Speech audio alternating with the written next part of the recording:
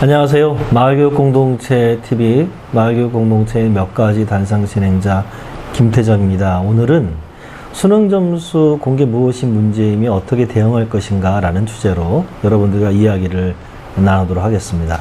지난 5월 28일 교육부가요, 교육 데이터 개방 및 활용 확대 방안을 발표했습니다.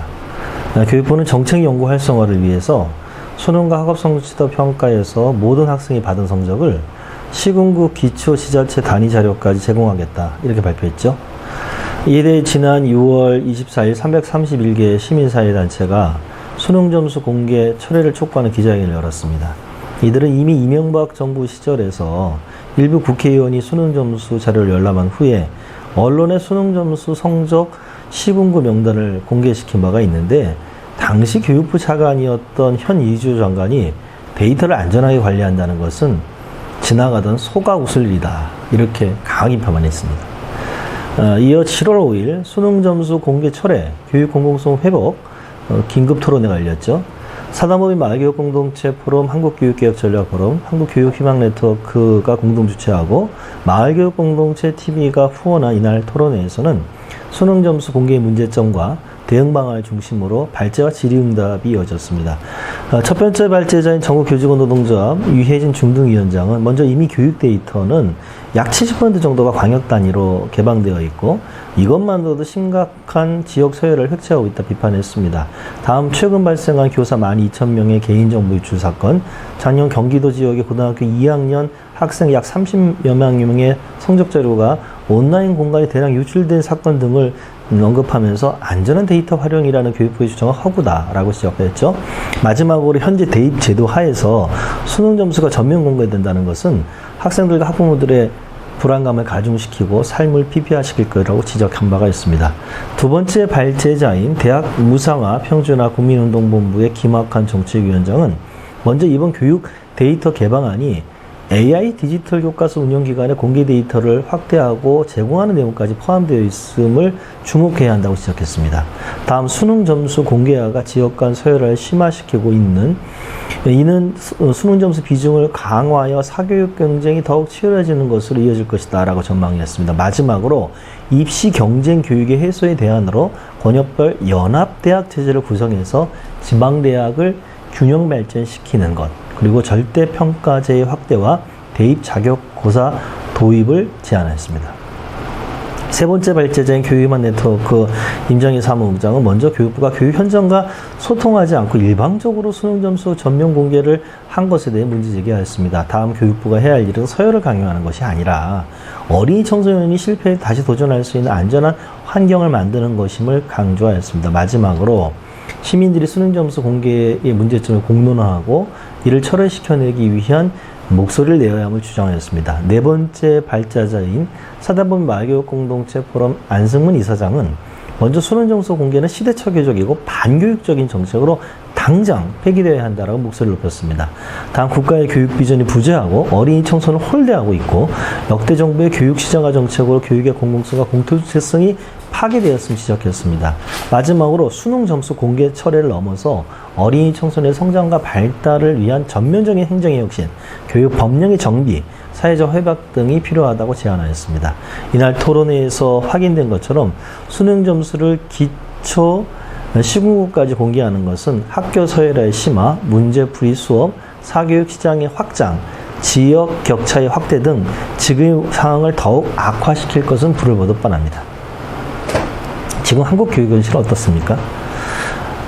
모든 자원이 수도권으로 밀집하고 비정상적으로 높은 집값, 양질 일자리 부족, 아동 양육 비용과 돌봄의 부담은 청년 세대들로 하여금 아이 낳기를 포기하게 만들고 있습니다. 이는 출생률의 급감으로 이어지고 있고 지역 소멸과 함께 한국 사회 지속 가능성을 근본적으로 위협하고 있습니다. 이런 상황에서 수능 점수를 전면 공개한다는 것은 한국 사회를 더욱 위기로 몰아갈 것이 불을 보듯 자명합니다. 우리는 이미 농산어촌보다는 대도시 학생들의 수능 점수가 높다는 걸 잘 알고 있습니다. 게다가 대도시 안에서도 부유층들이 밀접한 지역이 더 높다는 것은 더 이상 숨길 수 없는 현실입니다. 만일 기초 단위 시군구까지 수능 점수를 공개하면 어떤 일이 벌어질까요? 수능 점수가 높은 학교들이 밀집한 지역의 땅값은 올라갈 것입니다. 또 어떻게든 그 지역으로 이주와가지고 욕망을 더 부추길 것입니다. 지금도 초중고 자녀를 둔 학부모들이 주거 지역을 정할 때 제일 먼저 고려하는 것은 서열 상위권 대학 진학률이 높은 학원가가 있는가 없는가 아닙니까? 한편 우리가 놓치지 말아야 할 것은 이번 수능 점수 공개는 그간 역대 정부가 추진해온 교육 상품화의 완결판의 성격을 갖는다는 겁니다. 신자 위주에 있는 지식과 정보를 상품화하였고 최근에는 개인정보도 상품이 되고 있습니다. 현재 수능 정보 제공 내용을 잘 살펴보면 응시제 현황에서 응시 과목, 학생 배경으로의 성별, 재학 여부, 학교 배경으로 설립 주체, 학교 유형, 광역 등이 포함되어 있죠. 이것만으로도 광역시도별 수능 격차는 확연히 드러납니다. 그런데 이를 기초시군구로 확대하고 이 데이터를 AI 디지털 교과서 운영 기관에까지 제공한다면 어떤 일이 벌어질까요? 잘 알려진 것처럼 AI 교육이라는 것은 기본적으로 보다 많은 학습자의 개인정보를 많이 확보할수록 고도화될 수 있습니다. AI 디지털 교과서에 대한 현장 방어는 반복적인 문제풀이 훈련에나 적합하다는 것입니다. 문제풀이를 위한 학습 프로그램은 학습자에 맞는 다양한 솔루션을 제공할 수 있어야 하는데요. 이를 위해서는 최대한 많은 학습자의 학습 유형 데이터를 필요로 합니다. 이 데이터를 기반으로 유형별 패턴들을 확인할 수 있고 거기에 맞는 훈련 방법을 제공하는 것이죠. 이 과정에서는 학습자의 데이터가 상품으로 제공되는 겁니다. 이는 마치 SNS를 사용하는 많은 사람들이 올리는 콘텐츠에 독자들이 열광하게 되고 그 독자들의 취향에 맞는 알고리즘을 만들어서 사용자들의 광고를 보도록 유도하고 이를 통해서 SNS 플랫폼 기업들이 엄청난 수익을 얻는 구조와 비슷합니다. 이는 과거에 교육 기업들이 만드는 교육 공동체를 다시 말해 상품을 피교육자가 구매하는 걸 넘어서 피교육자의 학습 정보 자체가 에듀테크 기업이 상품을 만드는 원료로 무상으로 제공되는 것과 다름이 아닙니다. 즉 개인정보를 국가가 에듀테크 기업들에게 넘기고 그 기업들이 그것을 가지고 돈벌이를 할 수 있도록 보장하는 것이라도 결코 과언이 아닌 거죠. 그야말로 신자유주의 교육시장의 끝판왕이라고 할 수 있습니다. 학벌이 이전보다 그 유세가 줄어들었다고 합니다. 하지만 여전히 많은 사람들은 상위권 대학을 졸업해야 노동시장에서 유리한 지위를 점할 수 있다고 믿습니다. 왜 그러냐면 그 이유는 현재 우리 사회의 지배층과 상류층들이 상위권 대학 출신들이 많고 학벌을 통해 자신의 사회적 경제의 지위를 자녀들에게 대물림하는 것을 눈으로 목도하고 있기 때문입니다. 그러나 개인의 역량보다 학벌이나 부모의 사회경제적 지위가 더 큰 영향을 발휘하는 사회라면 그 사회에는 다양성과 역동성을 상실할 수밖에 없고 결국 지속가능한 발전을 이루기가 어렵습니다. 지금 한국은 초고령화 사회이자 급속한 인구 감소 국가로 진입해버렸습니다. 이는 사회의 존립을 근본적으로 위협하고 있습니다.